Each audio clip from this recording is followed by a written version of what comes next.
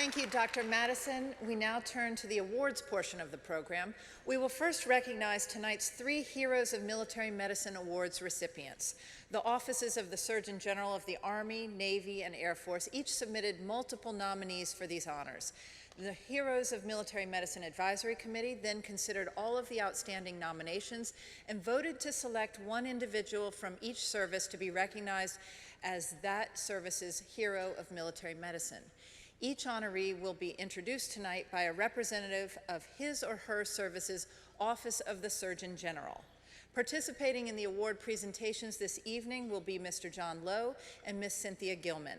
It is my privilege to introduce you to Brigadier General Promotable Robert D. Tennant, Deputy Surgeon General and Deputy Commanding General Support, U.S. Army Medical Command, representing the Surgeon General of the United States Army, who will say a few words in support of tonight's Army Hero of Military Medicine honoree.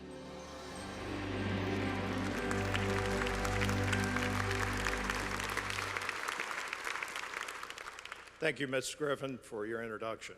First, I'd like to thank the Center of Public-Private Partnerships and the Henry Jackson Foundation for hosting this event.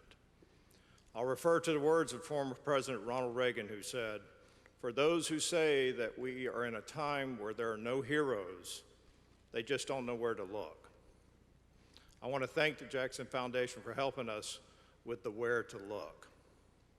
It's right here in this very room tonight. It's truly an honor for me to introduce an individual who undoubtedly epitomizes Reagan's words. The recipient of the United States Army Hero of Military Medicine honoree, Colonel Martha Lenhart. I hesitate to recite the long list of Colonel Lenhart's accomplishments which are printed before you. Not to diminish any one of them in their magnitude, but doing so would fail to put in context the importance and the often overlooked cumulative lasting effects of those actions. Actions that in many ways exemplify the spirit of medicine, Army medicine, and the nation. Colonel Lenhart has a unique combination of skills that is a testament of what is possible in America today. Traits that don't just happen on their own or appear out of nowhere. They are taught. So we'd be remiss if we failed to thank her parents, who, as we all know, helped instill those traits and values early in life, as well as her family, her husband, Jim Cox, who's here tonight, Dr. Jim Cox, and their 2 sons, James and Joseph, who have, without a doubt, been an inspiration for the success and determination.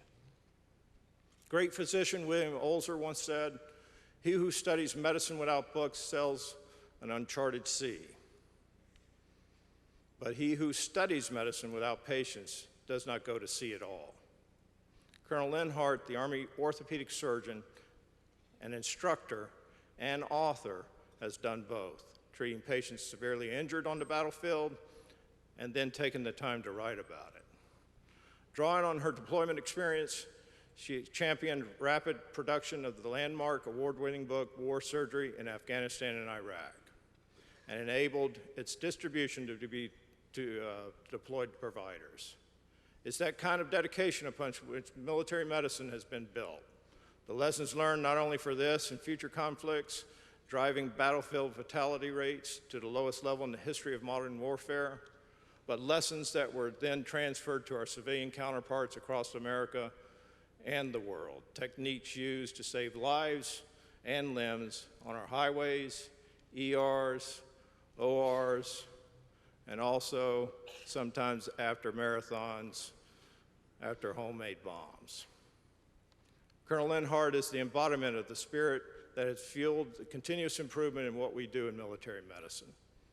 Let me finish with one additional role that is not listed in your program and not appreciated by much of the general public, one that Colonel Lenhart has personified, the role of diplomat for our great country. Let me explain. All our soldiers, sailors, airmen, Marines have the opportunity to represent our country as diplomats. During her Afghanistan deployment, Colonel Lenhart recognized the need for a focused approach to the management of the injured infants and children in combat scenarios. Not American infants or children, but someone's infant and child with no regard to the political ideology of their parents. Seeing the need, she spearheaded the publication of the first ever pediatric military medicine book, Pediatric Surgery and Medicine for Hostile Environments. cited by the American Writers Association as the book, I quote, "the book most likely to save a life." Now, some would question why we in Army medicine would ever have a pediatric orthopedic hand surgeon specialist in our ranks. What value would that possibly bring to the fight?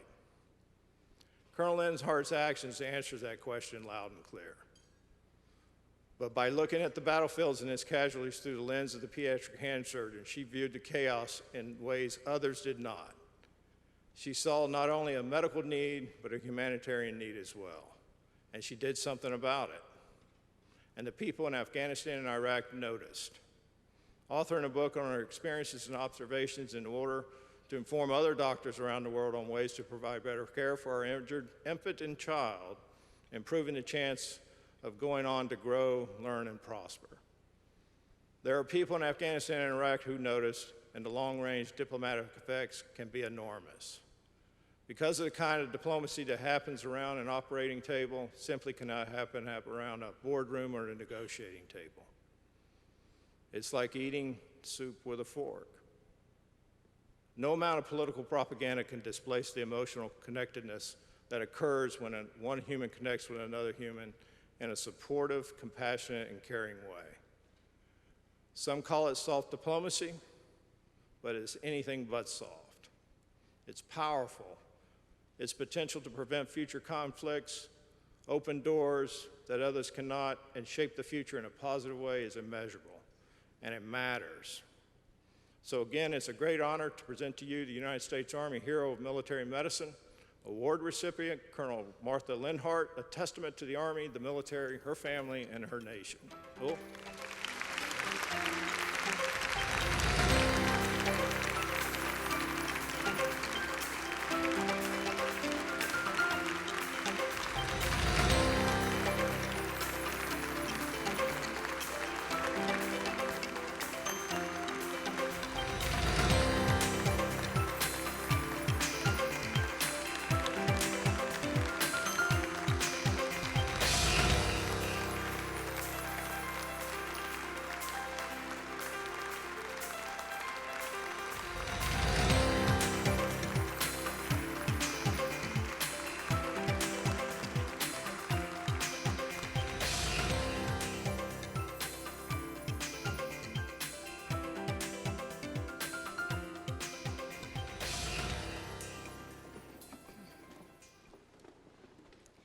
Distinguished guests, sponsors, mentors, and colleagues, I accept this award on behalf of thousands of heroes who have served and continue to serve our country, ensuring its safety and contributing to the well-being of our troops. Throughout my military career, I have been guided by outstanding leaders and colleagues, mentors, who have taught me how to care for my patients. I have been fortunate to work with extraordinary staff at all of my assignments, and these staff were motivated and talented. I've had the privilege to learn from the world's experts, to preserve and to share the expertise of clinicians and scientists, and to train first responders in casualty management of unconventional warfare. And most significantly, I've had the honor to care for our warriors. I thank you for the opportunity to serve, and thank you for your support of this very worthy cause. Thank you.